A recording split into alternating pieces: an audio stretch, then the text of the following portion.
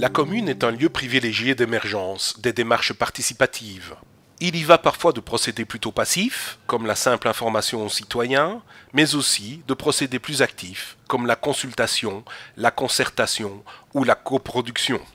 Le budget participatif fait partie de cette seconde catégorie. Son principe est d'ailleurs aujourd'hui formellement inscrit dans le droit communal wallon depuis la réforme de 2012. À Enghien, il y a 20 ans, l'actuel bourgmestre Olivier Saint-Amand endossait le tout premier régivinat de la participation citoyenne.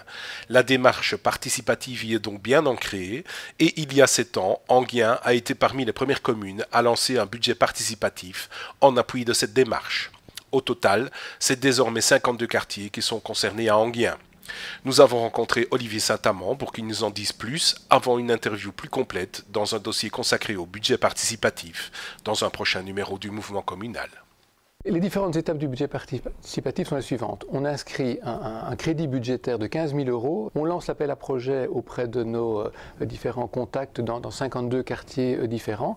Ces projets sont analysés d'abord par un comité technique composé de personnes de l'administration communale et ensuite par un comité mixte composé d'élus, 50% d'élus de tous les partis politiques représentés au conseil communal et 50% de citoyens de quartiers qui n'ont pas introduit de dossier, évidemment, pour ne pas être juge et partie, pour vérifier si le projet correspond bien aux standards qu'on a fixés. Le collège final les valide et à ce moment-là, les projets rentrent dans le circuit de l'administration communale qui organise les marchés publics pour pouvoir acquérir le matériel qui est nécessaire. Donc on ne donne pas de l'argent aux citoyens, mais on met leurs projets dans le circuit classique des marchés publics.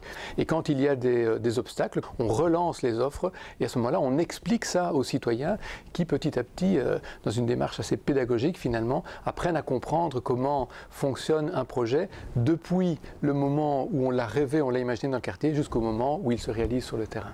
La ville ne financera jamais un projet pour lequel le quartier n'a pas pu démontrer qu'il y avait eu du débat, qu'il y avait eu une large adhésion.